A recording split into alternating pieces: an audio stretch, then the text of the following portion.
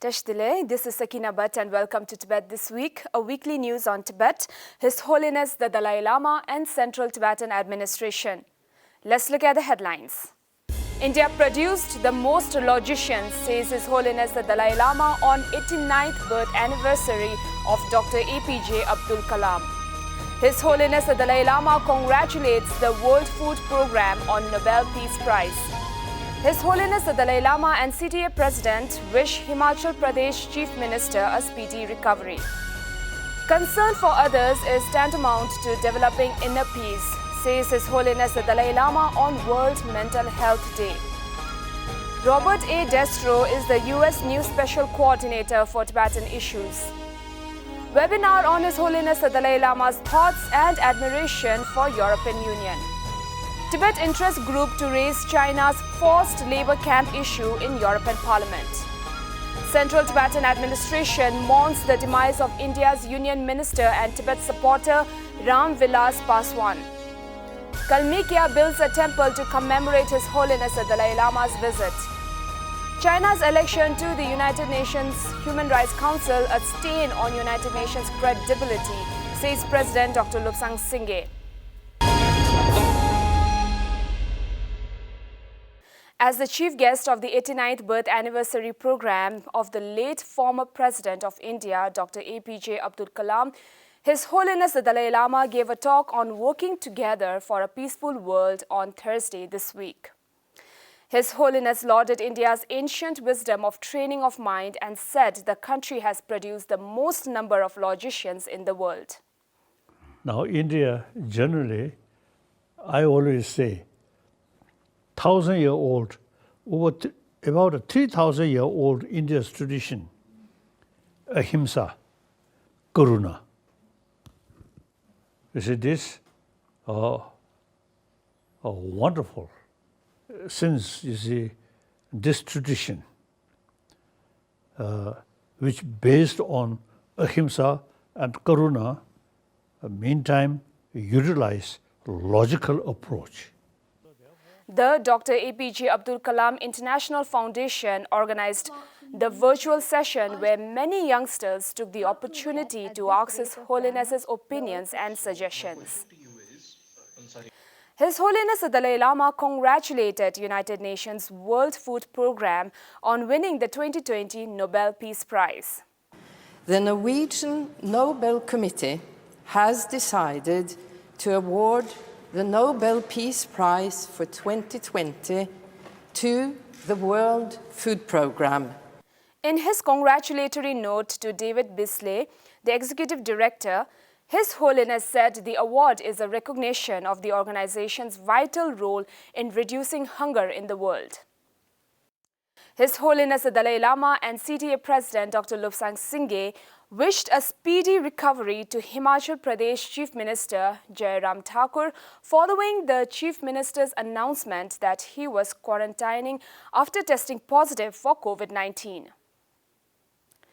During an event hosted by Central Tibetan Administration's Health Department highlighting World Mental Health Day, His Holiness the Dalai Lama reminded everyone that when it comes to developing peace of mind, concern for others is tantamount. His Holiness also expressed his appreciation for the selfless efforts of all those working in the health system to ensure speedy resolution to the coronavirus crisis. President Dr. Lobsang Sangay called for a holistic approach to promoting mental health in the Tibetan community. The U.S. State Department announced on Wednesday that it is appointing a special coordinator for Tibetan issues, filling the role for the first time in the Trump administration. Robert Destro, who serves as Assistant Secretary of the Bureau of Democracy, Human Rights and Labor, will concurrently work as the U.S. Special Coordinator for Tibetan issues, Secretary of State Mike Pompeo said in a statement. Today I'm also pleased to announce that Assistant Secretary Robert Destro, over here, good to see you, that Assistant Secretary Robert Destro of the Bureau of Democracy, Human Rights and Labor will also serve simultaneously as the U.S. Special Coordinator for Tibetan issues.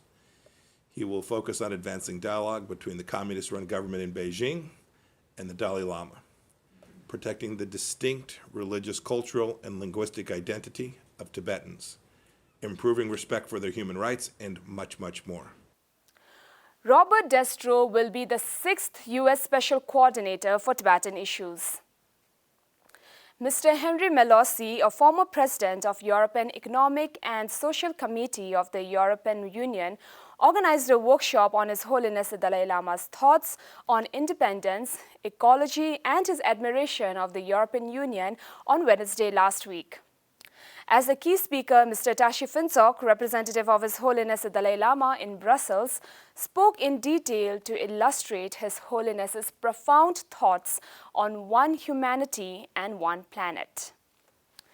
Tibet Interest Group in the European Parliament hosted a webinar on Friday last week, during which the members vowed to raise China's forced labor camp issue in the European Parliament. The event was hosted and chaired by members of the European Parliament, Mikulas Peksa, president of Tibet Interest Group, and was attended by CTA President Dr. Lobsang as the guest of honor. CTA's President Dr. Lobsang attended a number of virtual meetings last week. At the Václav Havel Human Rights Symposium on China, organized by the Forum 2000 on Tuesday this week, Dr. Singh criticized China's lack of transparency and disregard for human rights for having caused such a global-level crisis. Now, what China is also doing, they are restructuring and influencing United Nations. Of the 15 agencies, they have key people. Of the 15 agencies, 4 or 5, the main boss, the secretary generals, are Chinese officials. In the remaining 10 or so, they are either under or assistant under secretary general, and so on and so forth. Already, they are in the United Nations agencies. Speaking to Anthony Howard of Deutsche Welle on the significance of the 70th anniversary of China's annexation of Tibet, Dr. Lobsang said the anniversary means disruption, illegal occupation, and violent takeover of the Tibetan people.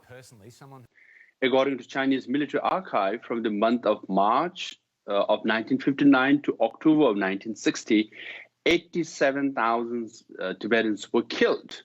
And 98% of monasteries and nunneries were destroyed. 99% of monks and nuns were disrobed. So yes, it means for us, the anniversary means destruction, illegal occupation, and violent takeover of the Tibetan people. Central Tibetan administration mourns demise of Union Minister of Consumer Affairs, Food and Public Distribution and long-time Tibet supporter Vilas Paswan, who passed away on Thursday last week at the age of 74. CTA President Dr. Lobsang and Speaker of Tibetan Parliament in Exile, Pema Chungne, remembered Vilas Paswan as one of the longest supporters of the Tibetan cause, who actively supported and participated in many Tibet-related events. Office of Tibet, Russia conducted a groundbreaking virtual for future construction of the Buddhist temple in the Kachinari Republic of Kalmykia to commemorate His Holiness the Dalai Lama's visit in 1992, during which His Holiness gave teachings and consecrated the place for the construction of a future Buddhist temple in the area. Honorary Representative Telo Tulku Rinpoche donated a photo album of the Dalai Lama's visit to Kalmykia and also brought up a vessel with earth from all holy Buddhist places for laying the foundation of the future temple, and special substances donated by His Holiness the Dalai Lama for laying in statues. Expressing disappointment at China's election to United Nations Human Rights Council, the President of Central Tibetan Administration, Dr. Lobsang said, with mounting evidence of China's egregious human rights violations in Tibet, East Turkestan, Hong Kong, Southern Mongolia, and other regions under China, this development cast an indelible stain on the credibility of the United Nations Human Rights Council. China has been elected to the United Nations Human Rights Council during the ongoing 75th General Assembly session at the United Nations headquarters in New York on Tuesday this week. Even though the results were quite expected, the election saw reduced support to China in comparison to the earlier elections. With 4 seats and 5 contenders from the Asia-Pacific region, China emerged fourth with 139 votes. So much for this week. See you next time and have a great weekend.